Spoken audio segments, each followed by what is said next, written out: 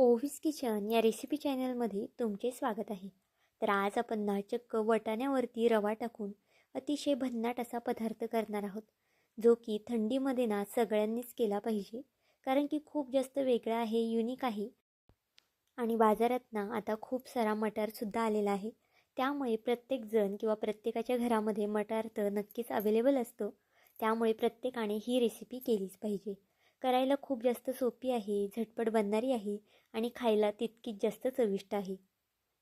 आता बघा, त्यासाठी इथे मी इतका वाटाणा घेतलेला आहे. आता हा पदार्थ ना 2 जणांसाठी करते, त्यानुसार इतका वाटाणा पुरेसा आहे. पण जर तुम्ही जास्त लोकांसाठी करत असाल तर वाटाण्याचं प्रमाण जे आहे ना ते वाढवून घ्या. आता मटार जो आहे ना तो स्वच्छ असं धुवून घेतलेला आहे वाटाणा आणि मिक्सरच्या भांड्यामध्ये टाकून घेतलेला आहे. यामध्ये एक हिरवी मिरची घातलेली आहे.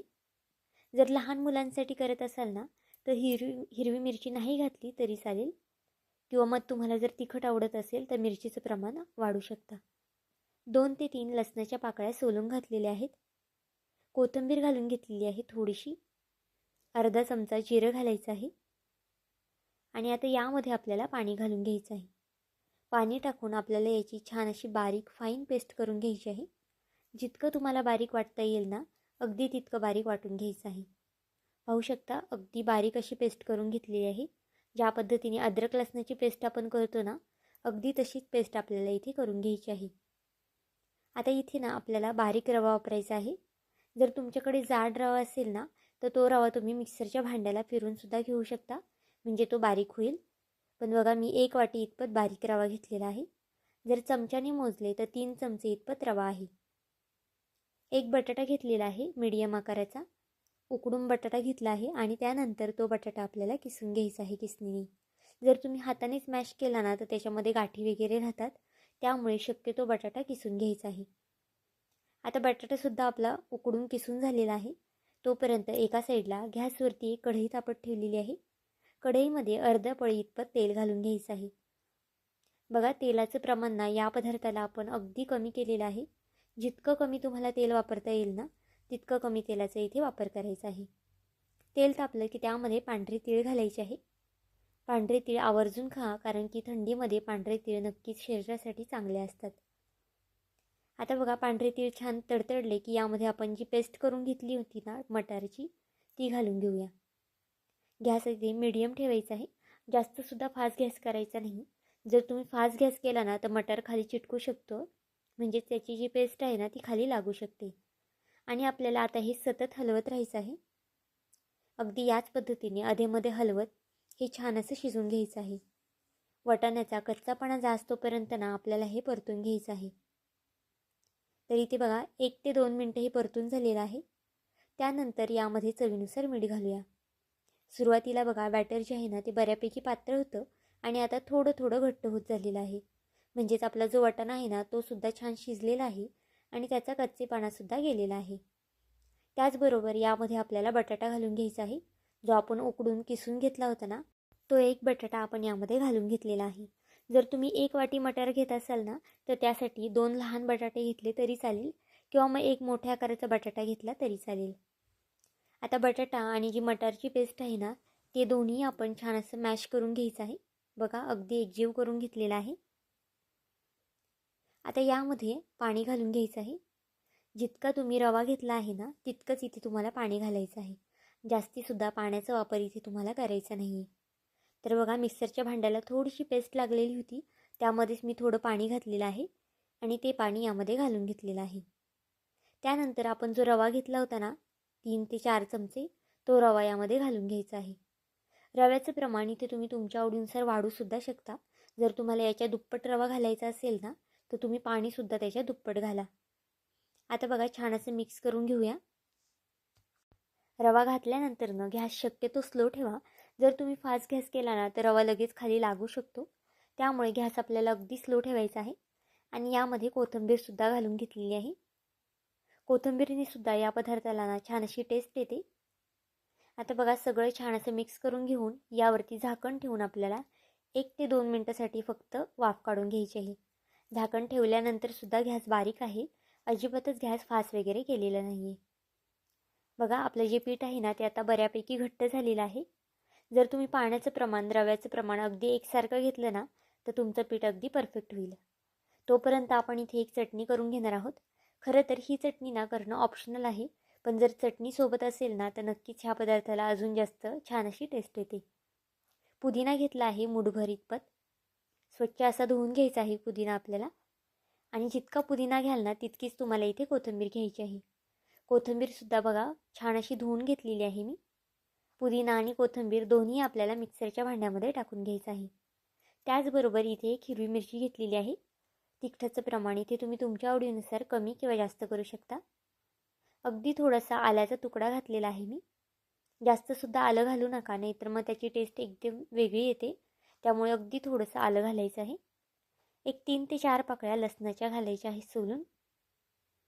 इथे आपल्याला अगदी थोडंसं लिंबूसुद्धा पिळायचं आहे. लिंबू पिळल्यामुळे ना आपली जी चटणी आहे ना, ती छान हिरवीगार राहते आणि काळी वगैरे पडत नाही. त्यामुळे बघा अगदी थोडंसं लिंबू पिळलेलं आहे मी. आता थोडीशी यामध्ये साखरसुद्धा घालून घेऊया. कोणताही जर तिखटाचा पदार्थ करत असाल किंवा मग चटणीचा पदार्थ करत असाल ना, त्यामध्ये थोडीशी जरी साखर घातली ना, तर त्याची अजून जी चव आहे ना, ती अजून जास्त वाढते. आता ही पेस्ट आपल्याला, म्हणजेच ही चटणी ना, पाणी टाकून आपल्याला वाटून घ्यायची आहे. पाहू शकता बऱ्यापैकी पाणी यामध्ये मी घातलं होतं. तुम्हाला आता ही चटणी जितकी पातळ घट्ट ठेवायची आहे ना, त्यानुसार इथे तुम्ही पाणी घालू शकता. पण बघा मी इथे थोडीशी घट्टसरच ही चटणी ठेवलेली आहे. ही चटणी तुम्ही कशासोबतही खाऊ शकता. आप्याबरोबर खा किंवा पराठ्यांसाठी सुद्धा बनवू शकता. कशासोबतही केली ना तरीसुद्धा चालणार आहे. आता आपली जी चटणी आहे ना, ती सुद्धा तयार झालेली आहे. आणि जे पीठ तयार करून ठेवलं होतं ना, ते सुद्धा बघा इथे मी एका प्लेटमध्ये काढून ठेवलेलं आहे. बघा छान असं पीठ एकसारखं असं झालेलं आहे आपलं. आता पीठ थोडंसं गरम आहे, त्यामुळे थोडंसं कोमट करून घ्या. किंवा मग जर तुम्ही गरम गरमच हे केलं ना, तर हाताला थोडंफार भाजू शकतं. त्यामुळे शक्यतो पीठ थोडंसं कोमटसर करून घ्या. आता बघा याची आपल्याला अशा पद्धतीने छानशी टिक्की करून घ्यायची आहे. ही टिक्की ना अतिशय पौष्टिकसुद्धा आहे. मुलांच्या डब्यासाठी द्या किंवा मग अधेमध्ये नाश्त्यासाठी सुद्धा तुम्ही बनवू शकता. कारण की आता वाटाण्याचं सीझन चालू आहे, तर नक्कीच अशा पद्धतीचे वाटाण्याचे वेगवेगळे पदार्थ आपण बनवू शकतो. बघा अशा पद्धतीने मधल्या भागावर मी बदाम लावलेला आहे, म्हणजे दिसायला सुद्धा अगदी छान दिसते. बदाम जर तुम्हाला लावायचा नसेल तर तुम्ही नाही लावला तरीसुद्धा चालेल. नुसत्या तशाच जरी हातावरती टिक्क्या केल्या ना तरीसुद्धा चालणार आहे. आता बघा याच पद्धतीने आता सगळ्या टिक्क्या मी करून घेते. अगदी थंड झाले ना तरीसुद्धा या टिक्क्या खूप जास्त छान लागतात. आता या आपल्याला तळायच्या नाही आहेत, पण नक्की काय करायचं नाही हे सुद्धा पुढे सांगते. त्यामुळे व्हिडिओ शेवटपर्यंत पहा, कुठे स्किप करू नका. आणि इथपर्यंत व्हिडिओ पाहिलाच आहे आणि थोडा जरी आवडला असेल ना, तर नक्कीच व्हिडिओला एक लाईक आणि एक सबस्क्राईब करून घ्या. कारण की तुमचं एक एक लाईक, एक एक सबस्क्राईब हे नवीन यूट्यूबरसाठी खूप जास्त मोलाचं असतं. तसाच माझा हा व्हिडिओ तुम्ही कोणत्या देशातून, शहरातून पाहत आहात ना, हे सुद्धा मला कमेंट करून सांगायला विसरू नका. बघा आपल्या टिक्क्या छान अशा झालेल्या आहेत. अगदी पेढ्यासारख्या दिसत आहेत, त्यामुळे मुलेसुद्धा अगदी आवडीने खातील. आता याचं आपल्याला पुढे काय करायचं आहे ना, हे सुद्धा पुढे सांगते. आपल्याला इथे बारीक रवा घ्यायचा आहे. जर तुमच्याकडे जाड रवा असेल ना, तर तो मिक्सरला फिरून घ्या. किंवा मग जर ब्रेड क्रम्स वगैरे असतील ना, ते घेतले तरी चालेल. आता जो बारीक रवा आहे ना, तो यामध्ये बघा अशा पद्धतीने आपल्याला घोळून घ्यायचा आहे. अगदी याच पद्धतीने जास्तसुद्धा दाबून लावायचं नाही. अगदी वरच्यावर हा रवा लागला पाहिजे. आता अशाच पद्धतीने सगळ्या टिक्क्यांना हा रवा लावून घेते. रवा लावल्यामुळे ना या टिक्क्या अगदी छान खुसखुशीत कुरकुरीत होतात वरनं, आणि आतनं म्हणाल ना तर अगदी होटाने तुटतील अशा मऊसूत होतात. आता सगळ्या टिक्क्यांना हा रवा अशाच पद्धतीने लावून घेते. पाहू शकता रवा लावून झालेले आहेत आणि या टिक्क्या आत्ताच किती जास्त छान दिसत आहेत. नक्कीच हा पदार्थ ना तुम्ही बघितल्या बनवाल, कारण की खूप जास्त सोपं आहे आणि खायला म्हणाल ना तर अगदी अप्रतिम आहे. आता गॅसवरती एक तवा तापत ठेवलेला आहे. तवा ठेवा, पॅन ठेवा किंवा मग एखादं खोलगटा पॅन असेल ना ते ठेवलं तरी चालेल. पॅन छान असा तापून घ्यायचा आहे आणि त्याला आपल्याला थोडंसं इथे तूप लावून घ्यायचं आहे. जितका हा पदार्थ तुम्हाला पौष्टिक करता येईल ना, तितका तुम्ही नक्कीच पौष्टिक करू शकता. कारण की मुलांना वाटाणा वगैरे कधी कधी आवडत नाही काही काही मुलांना. तर अशा पद्धतीचे युनिक पद्धतीचे पदार्थ तुम्ही नक्कीच त्यांना बनवून द्या. अगदी आवडीने खातील आणि पोटभरीचं सुद्धा आहे, पौष्टिकसुद्धा आहे. त्यामुळे नक्कीच एकदा बनवून पहा. वरणंसुद्धा बघा थोडं थोडं आपल्याला तूप लावून घ्यायचं आहे. जर तुम्हाला तूप आवडत नसेल तर तुम्ही याऐवजी तेल लावलं किंवा बटर लावलं ना तरीसुद्धा चालेल. आता तूप लावताय तर गॅस आपल्याला इथे अगदी स्लो ठेवायचा आहे. जर तुम्ही फास्ट गॅस केला ना तर तूप लवकर जळू शकतं आणि मग त्याचा वाससुद्धा येतो. आता बघा मीडियम गॅसवरती आपल्याला हे छान असे एका साईडने खरपूस असं होऊन द्यायचं आहे. आता एका साईडने थोडंसं झालं की हे पलटी करून घेऊया. गॅस अजूनही बघा स्लोच ठेवलेला आहे. एक 4 ते 5 मिनटं लागतात या टिक्क्या फ्राय करायला. खरं तर तुम्ही ह्या तळूसुद्धा शकता, पण तळल्यामुळे ना थोडंसं अनहेल्दी होतं. त्यामुळे शक्यतो अशा पद्धतीने फ्राय करा, म्हणजे त्या छान खुसखुशीतसुद्धा होतात आणि हेल्दीसुद्धा होतात.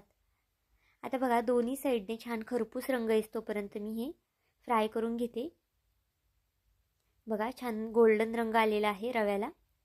जर तुम्ही रवा लावला नाही ना तर मग अशा पद्धतीने गोल्डन रंग येणार नाही आणि टिक्की जी आहे ना ती अगदी कुरकुरीत खुसखुशीत होणार नाही वरनं.